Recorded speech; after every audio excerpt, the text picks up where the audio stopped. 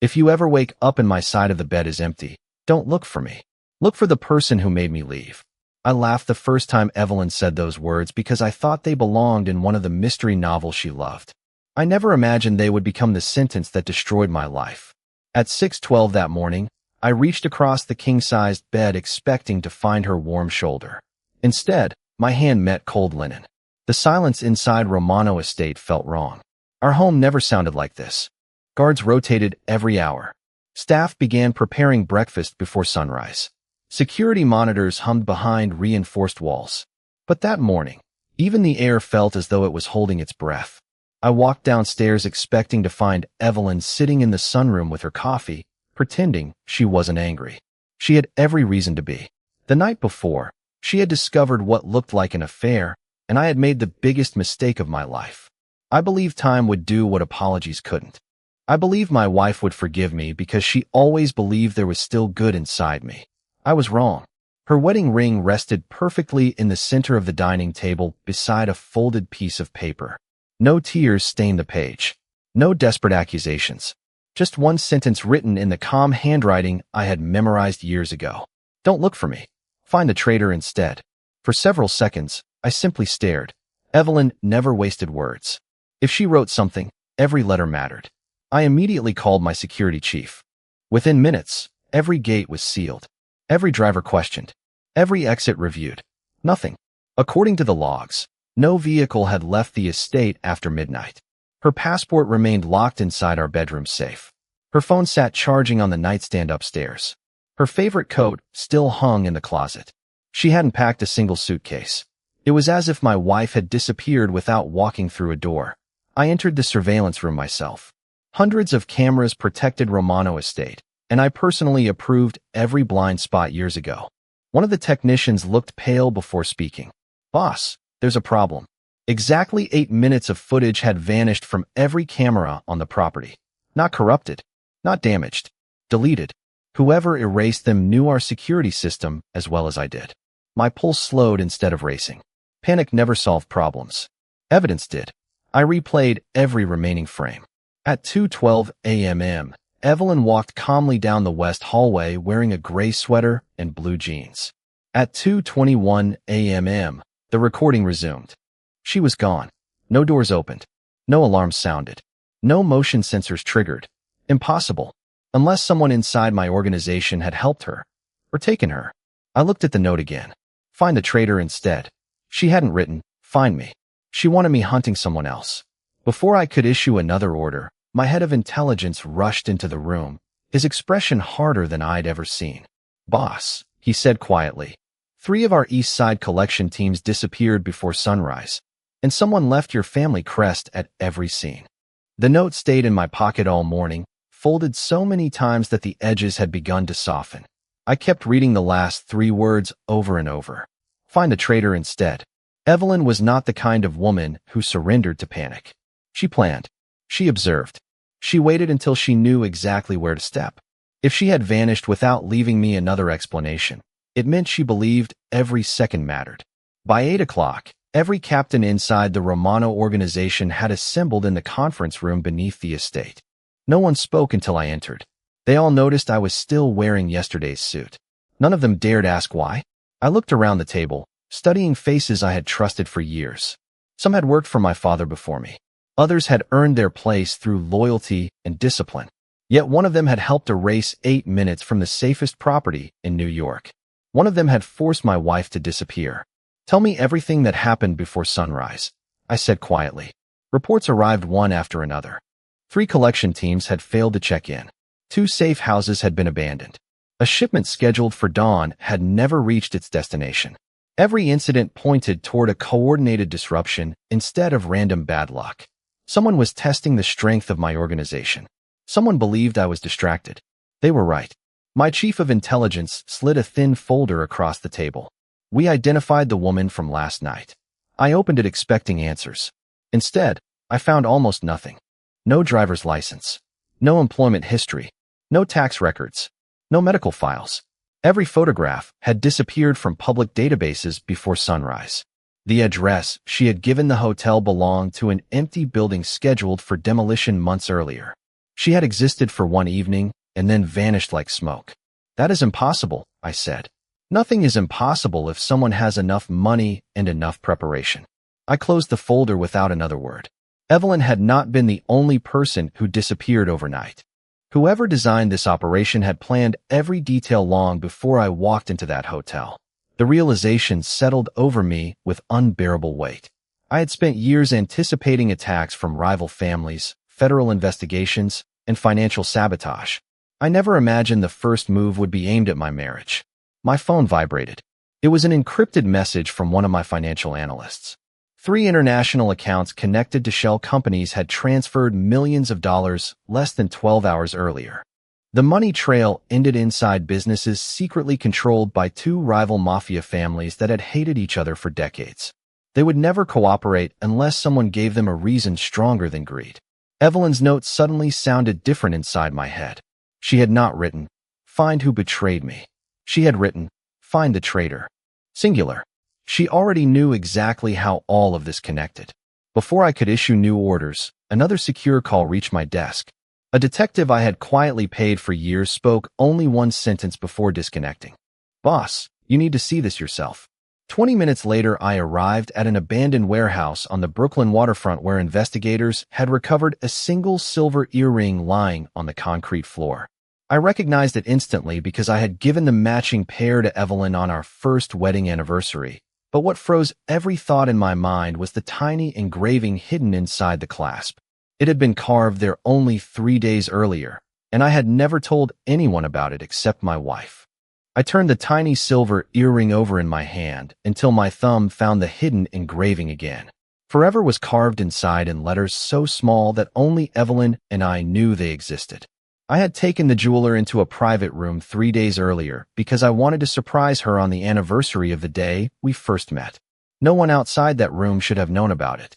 Yet here it was, lying inside an abandoned warehouse surrounded by questions instead of answers. My detective watched my expression without saying a word. He understood that silence usually meant I was thinking, not grieving. I slipped the earring into my pocket and slowly examined everything else in the building. Dust covered the concrete floor except for several clean paths where people had recently walked. There were no signs of panic, no broken furniture, no obvious struggle. Whoever had been here had entered calmly and left the same way. That detail mattered more than anything else. Evelyn never acted recklessly. If she had stepped inside this place, she had chosen to do it. Back at Romano Estate, I walked directly to her private office. Most people believed it was simply a reading room filled with novels and old family photographs. They were wrong. Evelyn organized information the way master chess players planned 10 moves ahead. Every shelf, every notebook, every framed picture had its place. At first glance, nothing appeared unusual. Then I noticed one empty space on the bookshelf where a leather journal had always rested. She had taken only one thing before disappearing. I unlocked the drawer beneath her desk with the spare key she insisted I keep years ago. Inside waited dozens of neatly labeled folders, each containing handwritten notes instead of computer files. She once told me that paper could not be hacked. I never appreciated how serious she was until that moment. The first folder carried a date from almost 6 months earlier. The second contained names I recognized immediately: senior accountants, shipping managers, trusted advisors, men who had served the Romano family for years. Beside each name, Evelyn had written observations in careful handwriting: sudden purchases, secret meetings, unexplained cash deposits, travel that did not match official schedules. My heartbeat slowed as the truth settled over me. While I had been focused on expanding our influence across the East Coast, my wife had quietly been investigating someone inside my own organization. She had seen patterns that every security report had missed. At the bottom of the final page, she had circled one sentence twice: "The leak is closer than Adrian believes. Do not accuse anyone until there is proof." My throat tightened. She had tried to protect both me and the family without creating panic. Then another discovery caught my attention. Taped beneath the last folder was a small digital voice recorder. The battery barely had enough power to play one remaining file. I pressed the button and listened. Evelyn's voice filled the room, steady but quieter than usual. "If you are hearing this, I probably ran out of time. Adrian, please listen carefully.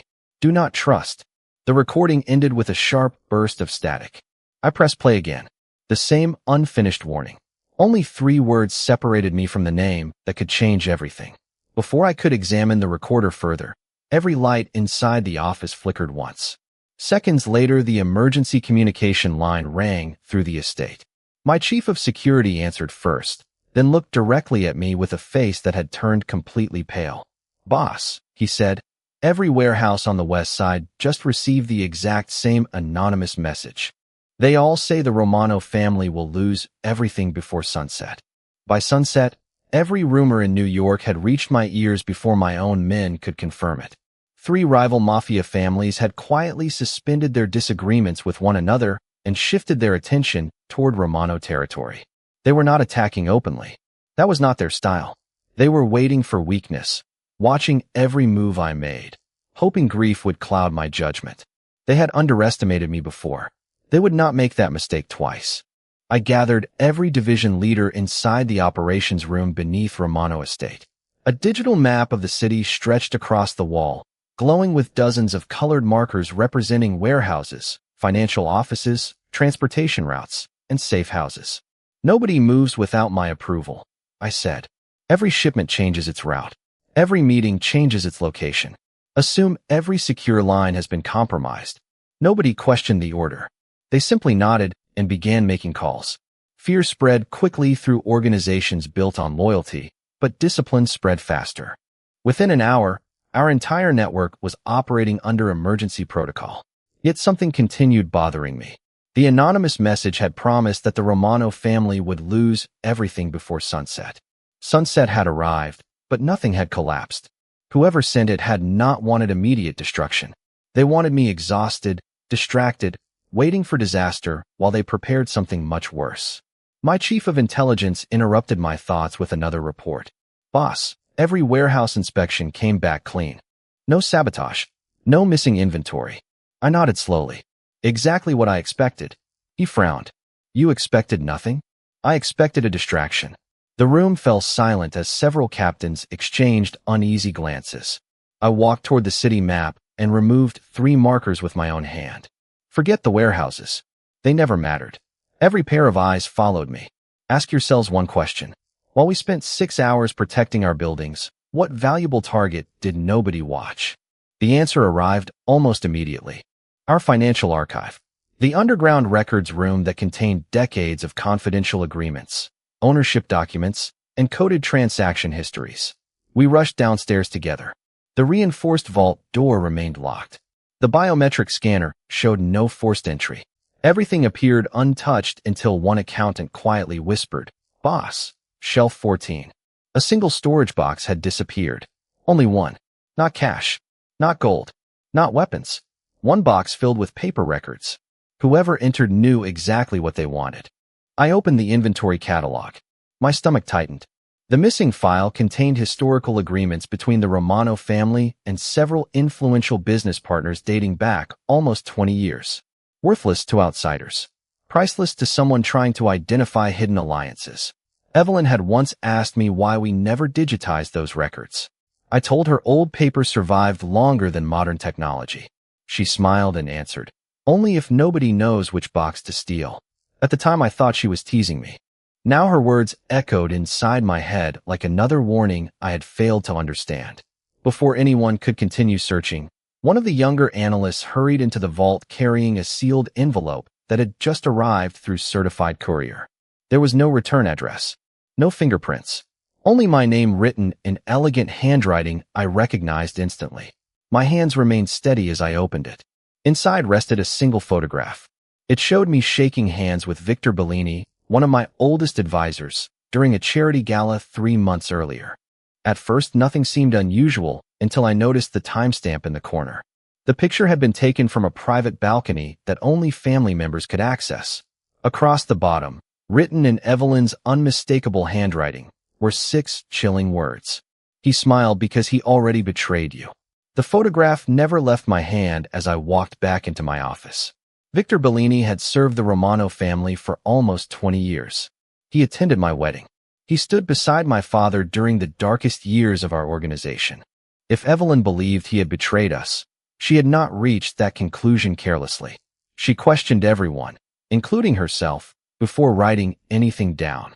That was exactly why I trusted her judgment even after I had failed to deserve her trust. I locked the office door and spread every document Evelyn had collected across my desk. At first they looked unrelated. Bank transfers, shipping schedules, charity events, business dinners, travel receipts. Then I noticed one small detail she had marked with blue ink instead of black. Victor Bellini appeared near every unexplained financial movement, but never as the decision maker. He was always close enough to observe, never close enough to be blamed. Someone had spent years building the perfect shadow. My encrypted phone vibrated. It was one of my surveillance teams. Boss, we found another lead.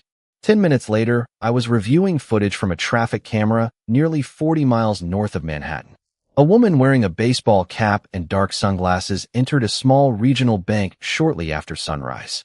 The image was blurred, but I recognized the way she tilted her head before opening the door. Evelyn always did that whenever she was thinking through a difficult decision. She remained inside for exactly 6 minutes before leaving through the front entrance alone. There were no pursuers, no suspicious vehicles. She had wanted to be seen. I immediately contacted the bank manager through one of our legal partners. Security records confirmed she had rented a private deposit box under her own name less than 12 hours before she disappeared. By the time my attorney obtained emergency authorization to inspect it, the box was already empty. Only a folded receipt remained inside. There was no signature, no message, only a locker number written on the back with blue fountain pen ink. Evelyn hated ballpoint pens. She always carried the same blue fountain pen in her handbag. That receipt was not forgotten by accident. It was another breadcrumb. As I prepared to leave for the next location, my intelligence chief entered carrying fresh reports from our informants. Boss, every rival family is asking the same question. I looked up. What question? He hesitated before answering. They are not asking where Mrs. Romano is. They are asking who finds her first. A cold realization settled over me. They were not searching for my wife because she was married to me. They believed she possessed something far more valuable than influence. I returned to Evelyn's office and searched every shelf again until I found an old travel journal from the first road trip we had taken together through New England. Tucked between 2 pages was a handwritten list of meaningless numbers, or so I had always believed. Suddenly I recognized them. They matched the locker receipt from the bank. Evelyn had hidden the key inside a memory only the two of us shared because she knew nobody else would ever understand it. Before I could leave the estate, another secure message appeared on my private phone from an unknown sender. It contained only a photograph of Evelyn standing outside a small white church somewhere along the New England coast. The timestamp showed it had been taken less than 2 hours earlier, and beneath the image was a single sentence that made every second suddenly matter. They know she has the ledger. The locker key hidden inside Evelyn's old travel journal led me to a quiet coastal town in Rhode Island, nearly 180 miles from New York. She had once told me that the ocean made people tell the truth because there was nowhere left for lies to hide. I never understood what she meant until I stood outside the small credit union where the numbered locker was kept. I arrived alone. My security team remained 2 blocks away. If someone was watching, I wanted them to believe I had finally stopped thinking like a mafia boss and started thinking like a desperate husband. In reality, I was both. The bank manager unlocked the private storage room after verifying the legal authorization I had prepared during the drive. Locker number 47 contained no money, no jewelry, and no ledger. Instead, there was a sealed envelope, a folded road map of New England, and a small brass compass that Evelyn had bought during our honeymoon. My chest tightened as I unfolded the letter.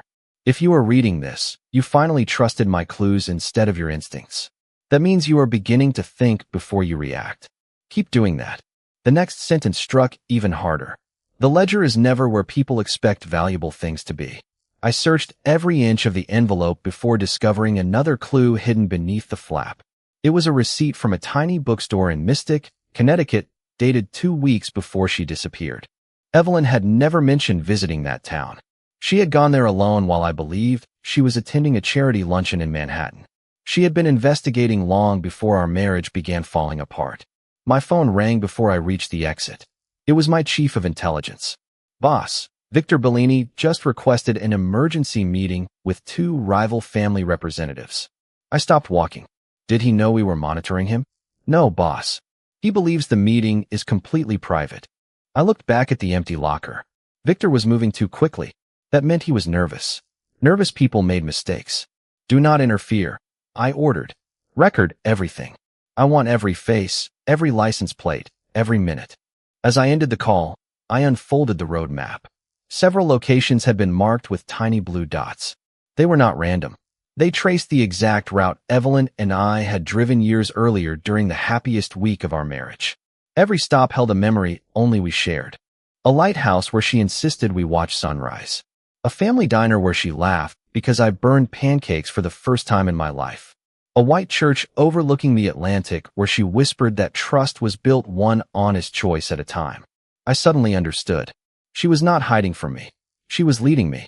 Every clue forced me to slow down, observe, and question the people closest to me instead of chasing shadows. By sunset, I reached the bookstore in Mystic. The elderly owner recognized Evelyn immediately.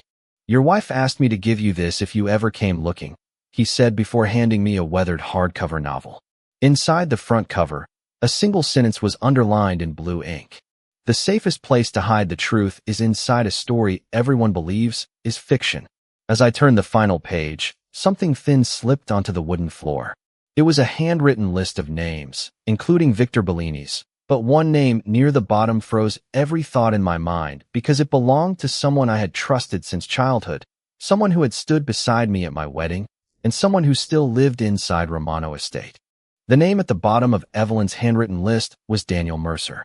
For nearly 20 years, he had been more than my attorney. He had been my father's legal advisor, the witness at my wedding, and one of the very few people allowed to enter Romano Estate without an appointment. I read his name 3 more times, hoping exhaustion had blurred the ink. It had not. Evelyn had placed a small blue star beside his name, the same symbol she always used whenever she believed something required absolute certainty. She never guessed. She verified. That realization hurt more than the accusation itself. During the drive back to New York, I called my intelligence chief through an encrypted line. Do not arrest anyone, I said. Do not confront Bellini. Do not speak to Mercer. Starting now, every one of them believes I still know nothing. He understood immediately. The most dangerous enemy was the one who still believed he remained invisible. By midnight, I returned to Romano Estate through the underground entrance instead of the main gate. Mercer was exactly where he always was, reviewing contracts in the library with the same calm expression that had earned my trust years ago. He greeted me with a polite smile. Long day, he asked. Long enough, I replied before walking past him as though nothing had changed. If he truly was involved, he needed to believe his performance was still convincing. Less than an hour later, my surveillance team delivered recordings from Victor Bellini's secret meeting. The audio quality was poor, but one sentence came through clearly. She still has the ledger, and Romano will eventually lead us to her. I paused the recording. They were not chasing Evelyn because they wanted revenge. They were using me as bait. Every clue she left behind had not only guided me toward the truth, it had also slowed my enemies by forcing them to follow the same trail. She had stayed one step ahead of all of us. I spread the map, the letters, the bookstore receipt, and her investigation notes across the conference table. Suddenly, another pattern emerged. Every location Evelyn had marked sat near an old Romano business that had quietly closed years earlier. One address caught my attention immediately. St. Gabriel Community Center. We donated money there every Christmas because my mother had volunteered in its soup kitchen before she passed away. I searched the foundation records. 2 weeks before disappearing, Evelyn had personally approved a large anonymous donation to renovate the building's archives. Nobody questioned it because charitable work was one of her regular responsibilities. I drove there before sunrise with only one trusted driver. The center had not yet opened, but the elderly caretaker recognized my wife's photograph before I even spoke. She asked if a man named Adrian would come one day, he said softly. She told me to give you this only if you arrived alone. He handed me a sealed envelope along with an old brass key attached to a faded blue ribbon. Inside the envelope was a handwritten message. If you are holding this key, you finally stopped chasing me and started chasing the truth. I never wanted you to rescue me. I needed you to save the family before it was too late." Beneath the note rested a second key much smaller than the first, engraved with the number 12. Before I could ask the caretaker what had opened, every phone in my pocket vibrated simultaneously with the same emergency alert from Romano Estate. Someone had just accessed the private family vault using Daniel Mercer's personal security credentials. Evelyn was alive. For the first time since she disappeared, I knew it with absolute certainty. A woman preparing to die did not leave layered instructions, coded maps, hidden keys, and carefully timed messages. She expected me to reach the truth, but only after I stopped letting guilt control every decision. I returned to Romano Estate before sunrise. The family vault had already been sealed by my security team, but nobody had touched the scene. Daniel Mercer's access credentials had opened the vault exactly 6 minutes before the alarm triggered, yet every surveillance camera inside the corridor had captured only one person entering: Daniel himself. When I requested the footage, I watched it twice without speaking. He carried no briefcase when he entered. He carried one when he left. Calm, unhurried, almost confident. He believed nobody would ever question him. I ordered every captain to gather in the main conference room. No accusations, no raised voices. I simply announced that every executive would undergo a complete financial review beginning that afternoon. The room remained silent, but I noticed Victor Bellini glance toward Daniel for less than a second. Most people would have missed it. Evelyn would not have. That tiny exchange confirmed they were connected, even if neither man realized I had seen it. Instead of confronting them immediately, I followed Evelyn's final clue.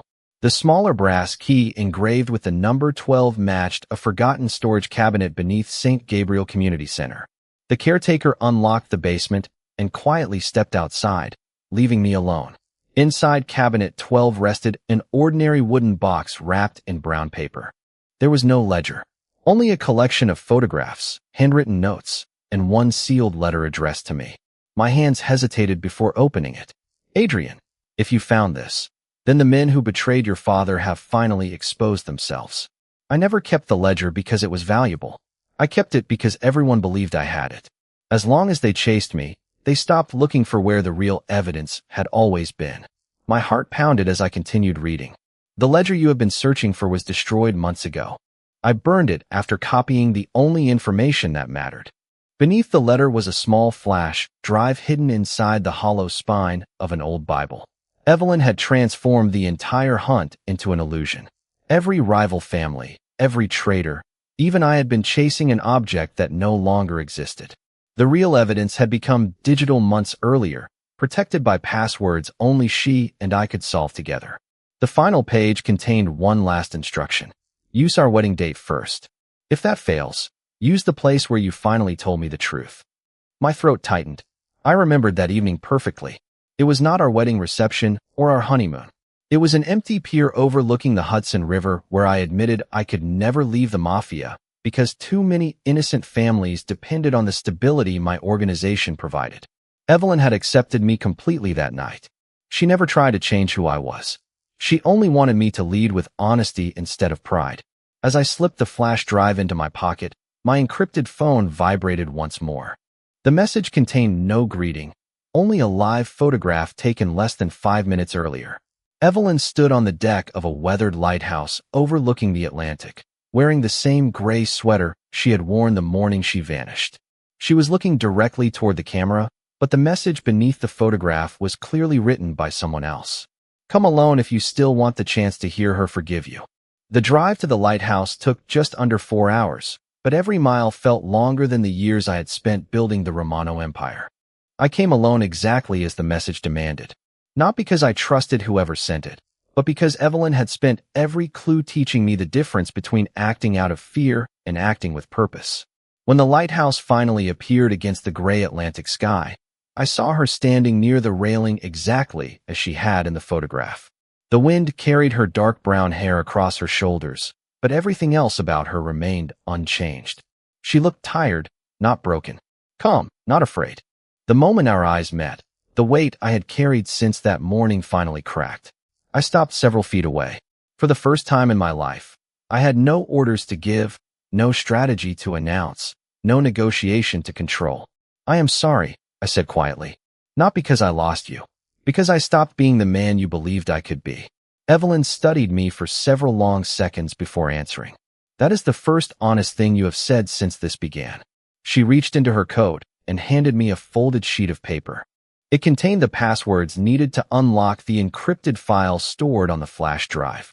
Everything you need is here, she said. The evidence, the financial records, the names. Once you release them to the right people inside the organization, the men who betrayed your father will lose every ally they have left. I looked at her in disbelief. You could have given this to me weeks ago. She nodded slowly. No, I could not. If I had returned immediately, you would have protected me instead of listening to me. You would have declared war before finding the truth. The traitors needed to believe I was still running, and you needed to become the leader your father hoped you would be. Her words hurt because they were true. I had spent days chasing my wife when I should have been chasing the lies surrounding us both. Within hours, the encrypted files confirmed everything Evelyn had uncovered. Victor Bellini, Daniel Mercer, and several hidden partners had quietly manipulated contracts, redirected money, and built secret alliances for years while hiding behind the trust my family had given them. With undeniable proof in hand, I called an emergency council of every Romano captain. There were no dramatic speeches and no emotional confrontations. The evidence spoke for itself.